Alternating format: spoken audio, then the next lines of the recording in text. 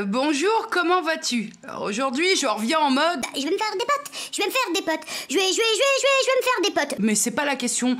Je vais pas être dans une vidéo où je vais citer des personnes, où je vais donner des noms. On va parler de situation et on va parler surtout dans la globalité du problème. Cette vidéo, vois-tu, peut-être parce que j'ai connu l'ère du modem qui faisait un bruit formidable pour se connecter, peut-être parce que j'ai connu MSN, peut-être parce que j'ai connu le premier moteur de recherche Alta Vista, peut-être bien parce que j'ai connu le réseau Itineris, parce que j'ai eu le Motorola StarTAC, parce que j'ai eu aussi ma fille au siècle dernier, mais enfin... Tout ça ne va absolument pas changer ma façon de penser sur le sujet. J'ai déjà parlé de cette problématique sur la story Instagram, puisque si tu ne le sais pas encore, je suis partie de Snapchat pour filer sur InstaShot pour des raisons qui me sont personnelles. J'ai déjà parlé de mon ressenti par rapport au sujet de cette vidéo. Et étonnamment, vous avez été pas mal au prorata de mes abonnés Instagram, parce que comme je suis, on va dire, une récente Instagrammeuse, que celle-là, c'est-à-dire qu'on n'est pas très nombreux là-bas. Mais au prorata, justement, j'estime que vous avez été nombreuses, essentiellement des femmes, à me dire, écoute, faut absolument que tu donnes ton point de vue sur la question sur ta chaîne YouTube. J'ai longtemps hésité, je te cache pas, parce que c'est un sujet très, très, très sensible en ce moment. Et ce dont on va parler dans cette vidéo, c'est la présence des enfants sur YouTube. Les enfants youtubeurs, enfin l'enfant en tant que tel dans son statut d'enfant sur YouTube. Je rappelle les bases comme ça pour éviter de me faire massacrer en commentaire. Si tu es youtubeur, je te le rappelle, tu fais bien ce que tu veux, c'est ta chaîne, ton contenu et personne n'a à te dire ce que tu as à y faire. Et si tu es abonné, tu es libre de ne pas penser comme moi, hein. Chacun son avis. Là, ce que je te donne, ce n'est que mon avis et ça n'implique que moi et ma pensée n'est pas universelle. En toute objectivité, je suis allée voir il y a quelque temps le contenu d'un youtubeur qui parlait des enfants sur YouTube, qui donnait des noms de chaînes, qui mettait des extraits bien que floutés, pixelisés de ces chaînes-là. Et vraiment, j'ai trouvé ce contenu bien que cru, mais je l'ai trouvé très intelligent et très opportun surtout. Déjà, on va parler d'un point de vue éthique. J'ai eu souvent, en tombant tout à fait volontairement sur certains contenus, cette impression de publicité déguisée. Bien qu'on te précise bien qu'il y a, dans cette vidéo, est inclus une, comment on appelle ça, une action commerciale, quelque chose de commercial. Ça m'a fait drôle, alors peut-être parce que j'étais face à un public très jeune, mais ça m'a fait très bizarre parce que autant nous, adultes, youtubeurs, on est responsable des choix que l'on fait par rapport aux collaborations, par rapport aux partenariats, on a toute notre conscience et surtout le recul pour décider. Et à mon sens, si tu veux, moi, j'ai du mal à concevoir la chose à partir du moment où l'enfant devient une source, un objet de revenus, de ressources. Parce que si ce n'est pas ce que tu souhaites faire, si tu fais apparaître ton enfant dans une vidéo, si tu n'es pas dans l'optique que ça te ramène des revenus, j'ai envie de dire, une fois de plus, toi l'adulte, tu as le choix de ne pas monétiser ton contenu. Au fur et à mesure de mes recherches, parce que je te cache pas que c'est un sujet qui a été source de recherche, parce que je pensais pas qu'il y avait autant d'enfants créateurs sur la YouTubosphère, et est revenue une question assez récurrente, à savoir présence d'enfants, enfants youtubeurs, enfin du moins présence d'enfants sur les contenus YouTube, loisirs privés ou travail illégal. À ça, moi j'ai envie de te répondre un truc très simple, qui va reparler de la monétisation et donc d'une possibilité de faire rentrer l'argent. À partir du moment où tu fais apparaître ton enfant sur un contenu et que tu monétises ton contenu, je te laisse répondre toi-même à la question. Je continue un peu à surfer de vidéo en vidéo et je m'aperçois aussi que bien souvent, et là c'est le détail que je ne comprends pas vraiment, parce que ces enfants-là ne sont quand même pas jetés, ne se sont pas jetés tout seuls sur YouTube. Il y a, je pense quand même derrière des personnes adultes qui sont un peu à même de voir ce qui se passe. Moi je trouve que les contenus sont inappropriés pour les enfants.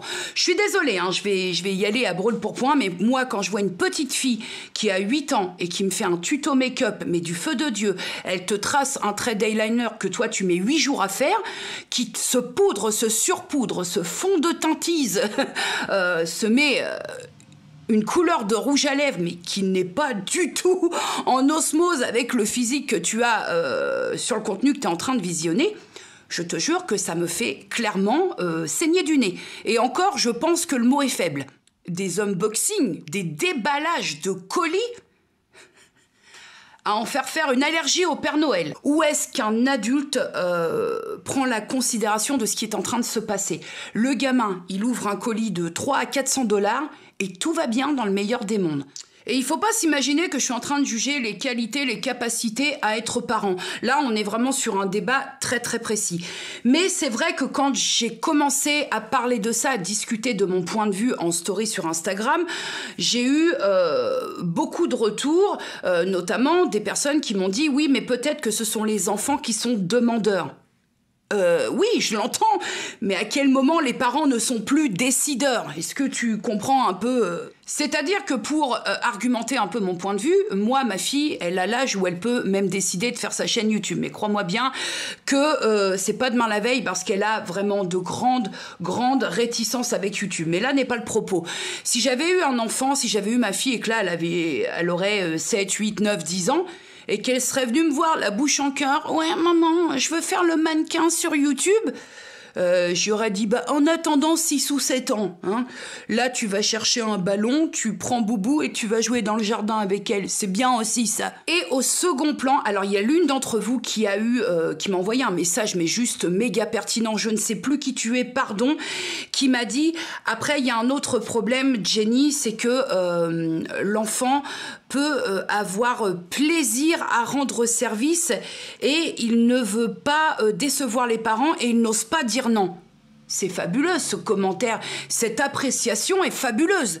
L'enfant a le sentiment de rendre un service et n'ose pas refuser. C'est fort parce que quelque part, on n'est pas dans la tête de son gamin. Et peut-être bien que tu as mis le doigt, toi personne qui m'a laissé ce message très très pertinent, que tu as mis le doigt sur le fin fond de la question. Autre que la question argent.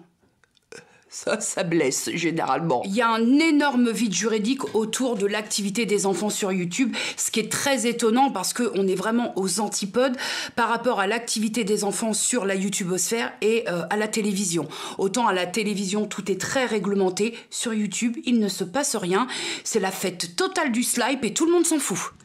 J'en mettrai pas ma main à couper, mais enfin presque, que si demain, il y a une réglementation qui sort, c'est-à-dire le temps d'apparition de l'enfant à l'écran est réglementé, et que surtout, il est interdit de monétiser l'enfant qui apparaît à l'écran, moi je suis prête à parier cher que ce style de contenu, d'un seul coup, va être amené à disparaître.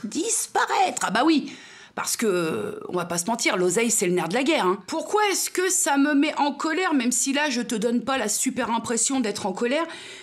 C'est que la première des choses, je ne comprends pas ce qui peut pousser un parent à exposer son enfant sur YouTube. Écoute, j'ai eu beau gratter dans mon cortex, essayer de comprendre, de me dire oui, mais peut-être que, ou alors ça. Non, je suis arrivée à la même conclusion systématiquement. Je ne comprends pas ce qui peut pousser un parent à exposer son enfant sur YouTube. Je ne comprends pas, même si je prends le fait que ce soit l'enfant qui soit demandeur, je ne comprends pas qui est-ce qui décide. Parce que tu imagines, toi, prenons l'exemple, un enfant, on va dire, généralement, c'est entre 5, 6 ans et 11, 12 ans, qui va être témoin ou ouvrir lui-même des colis qui sont absolument indécents de 300, 400 $, 200 $, 300, 400 $. Je parle en dollars parce que, notamment, je suis allée beaucoup voir des chaînes américaines. Dans 5 ans, quand tout ça ne sera plus d'actualité, parce que on ne sait pas le futur de YouTube, ce qui fonctionne aujourd'hui, est-ce qu'il en sera de même dans 5 ans? Comment il va penser le gamin quand d'un seul coup, hop, prends ta pomme et ton torchon et emmerde pas le monde? Comment psychologiquement le gamin il va gérer ça d'un coup d'un seul, de ne plus recevoir rien du tout? Ouais, mais non, mes enfants ont les pieds sur terre de quoi? Les pieds sur terre de quoi? C'est comme si tu leur tends une friandise puis que tu leur retires. Les pieds sur terre de quoi? Le gamin, tu lui proposes un parc avec un toboggan et une balançoire et tu lui demandes de choisir entre ce petit parc et d'aller chez Mickey.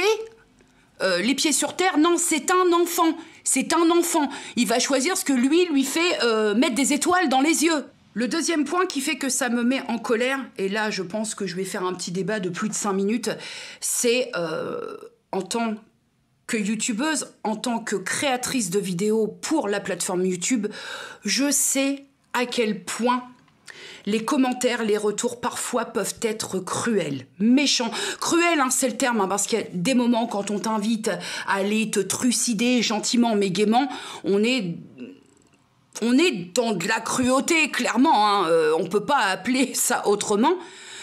On le sait, et même si tu n'es pas youtubeur de base et que tu décides simplement de faire de ton enfant un youtubeur, tu la sais, l'ambiance sur YouTube.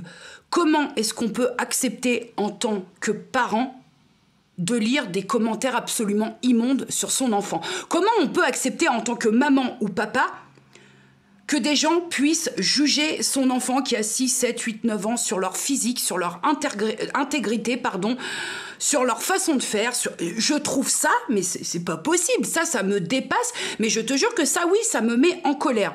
On sait qu'on est sur un réseau qui apporte autant de bienveillance parce qu'il y a vraiment des gens bienveillants ici.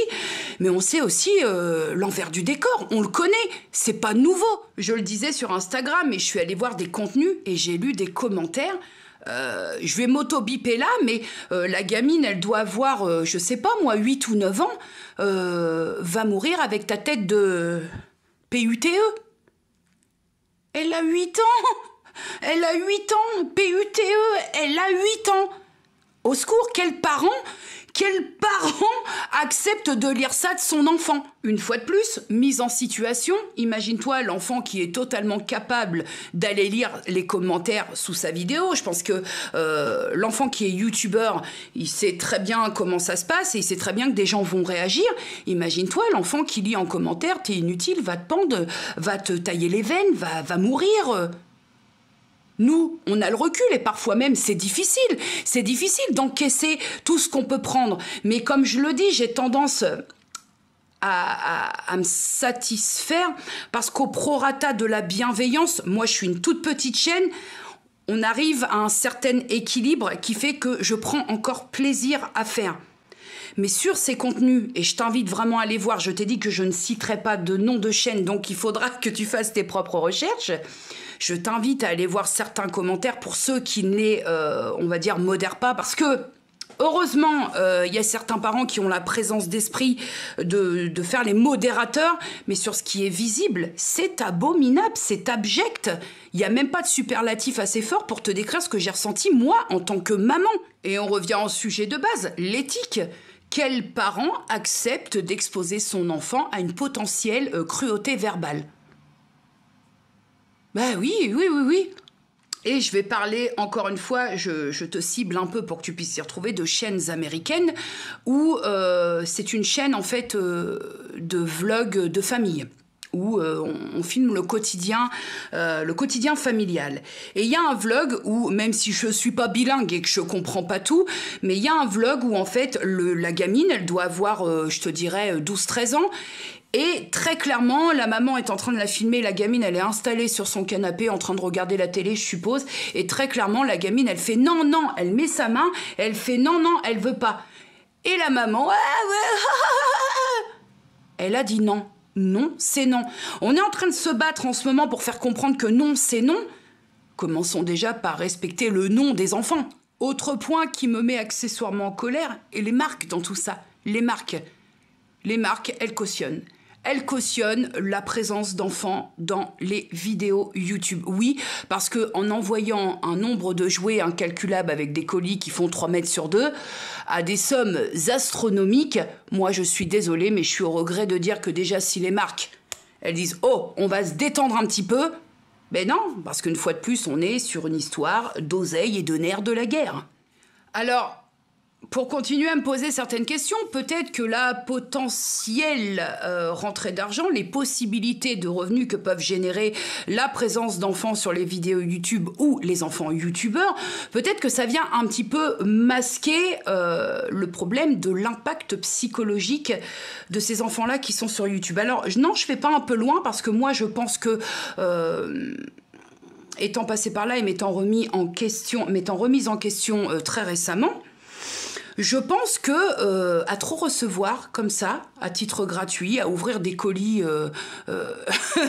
d'une taille juste extraordinaire, je pense que l'enfant, avec son petit cerveau d'enfant qui n'est pas encore un cerveau d'adulte, peut aussi entrer dans une espèce de banalisation, c'est-à-dire que c'est normal de recevoir ça.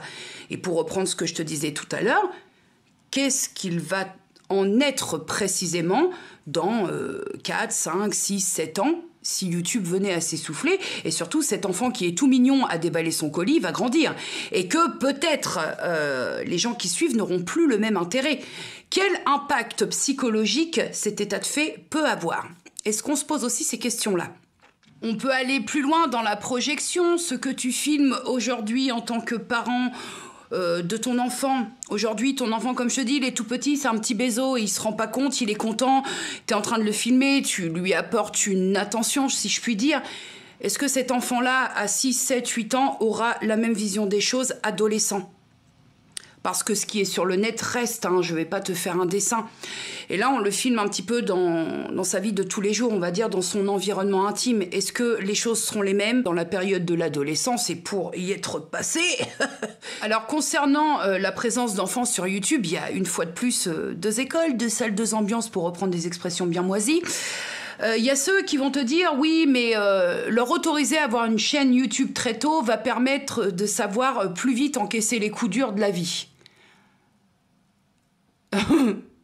Oui, vu comme ça, peut-être.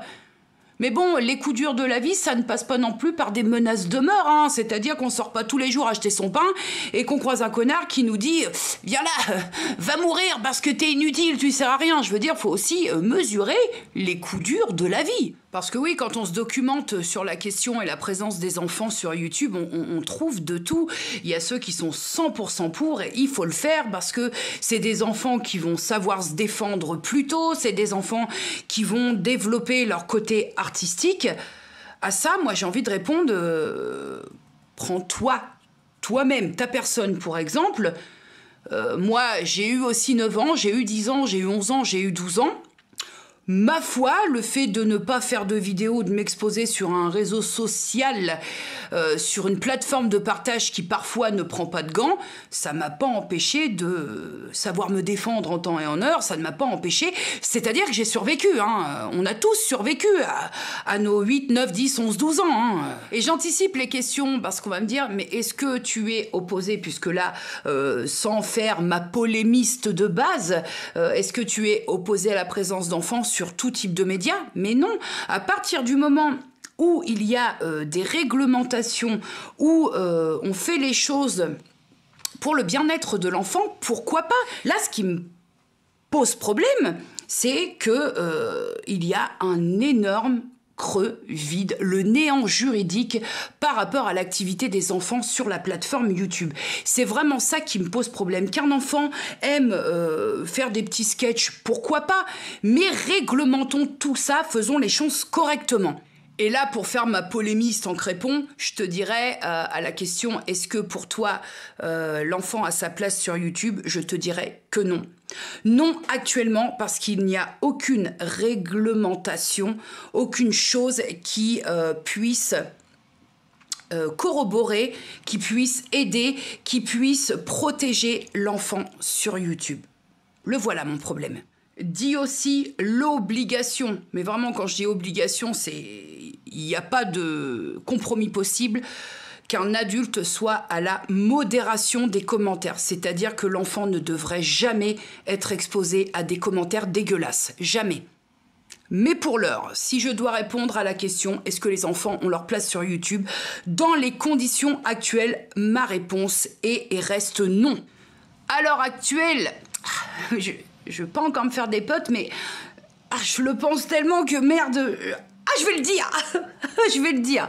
À l'heure actuelle, les conditions ou les non-conditions sur YouTube par rapport aux enfants sur les contenus font qu'en fait tout est possible. C'est-à-dire que le parent peut exploiter l'enfant, peut scénariser l'enfant, peut théâtraliser l'enfant, peut lui soumettre... Je ne veux pas dire le forcer parce que là, je vais peut-être aller un peu loin, mais d'apprendre un texte, de faire un apprentissage, oui, c'est ça, de complètement scénariser un contenu.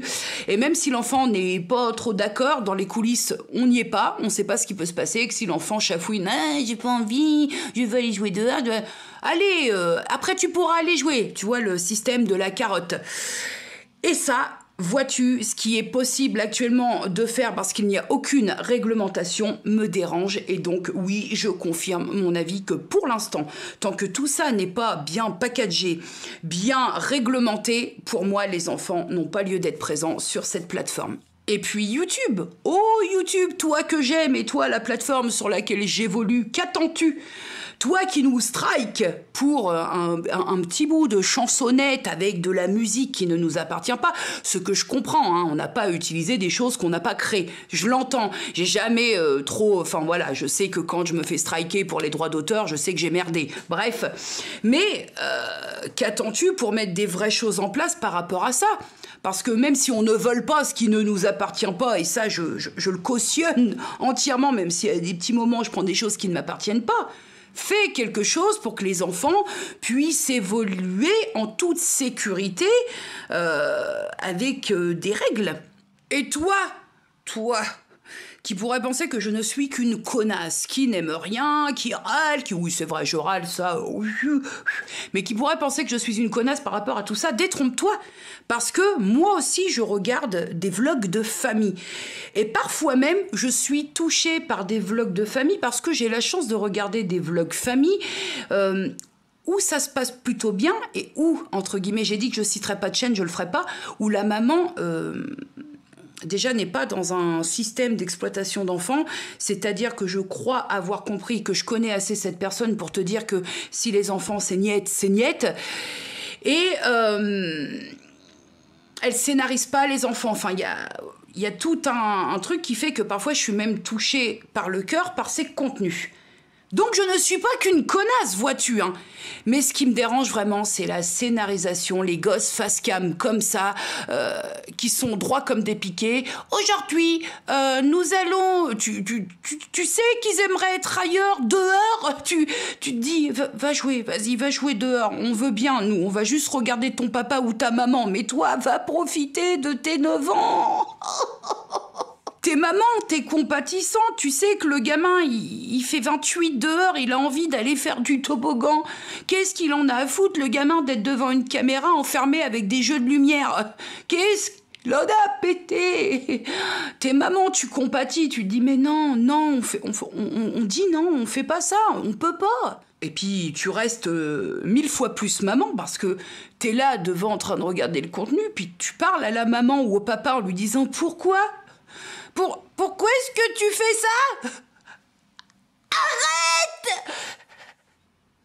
Puis quand tu vois certains contenus, tu te dis...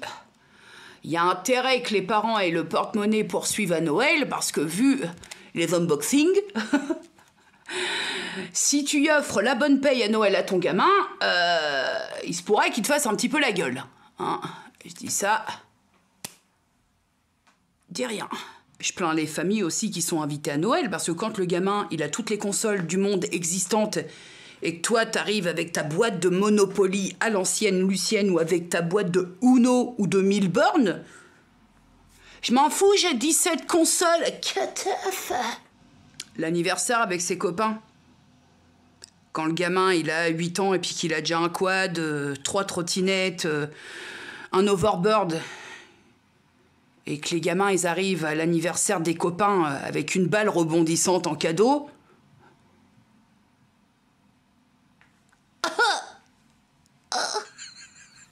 C'est quoi le concept de l'anniversaire entre copains d'un gamin comme ça? C'est fini l'époque de l'organisation à McDo de la journée entre copains? Faut lui louer une villa à Saint-Trope pour qu'il soit content? Non, parce que bon... Le gamin à 18 ans, il a son permis, tu lui offres une Renault 5. Part en PLS, le gosse. En PLS. Ah, trêve de galéjaude. Ah bah, fallait bien terminer sur une note un petit peu plus légère, hein, parce que c'est vrai que c'est le genre de contenu. Moi, j'aime bien parce que, sans juger ni incriminer qui que ce soit, parce que je ne cite personne, mais ça me permet de discuter un peu avec toi et que j'aime bien ces petites vidéos qui, celle-là sera mise dans le débat de la semaine, écoute.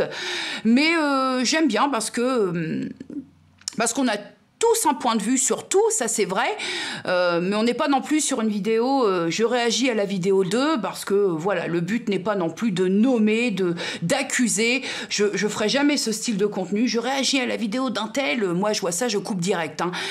C'est juste, voilà, mes petites pensées à moi qui, je te le rappelle, ne sont pas universelles sur un sujet qui est, ma foi, très sensible en ce moment sur YouTube, mais ce n'est que mon avis, et ça a l'avantage de ne sûrement pas être le tien, ou peut-être le même, ou peut-être avec des variantes, mais ça permet de partager et c'est l'essentiel. Voilà, que personne ne se chiffonne, que personne ne le prenne mal, parce que je râle, mais je ne mords pas, mais je pense que tout à chacun, on a un avis et que je serais très à même d'écouter un avis qui irait directement dans l'opposé du mien, parce que c'est ce qui fait la richesse. On a tous et toutes un avis qui diffère, et heureusement, parce que si on était tous sur la même longueur d'onde, mon Dieu, je pense qu'on se ferait sacrément chier. Prenez soin de vous, prenez soin des gens que vous aimez, dites-leur que vous les aimez. Moi, je te dis à très vite dans une prochaine vidéo. Bisous.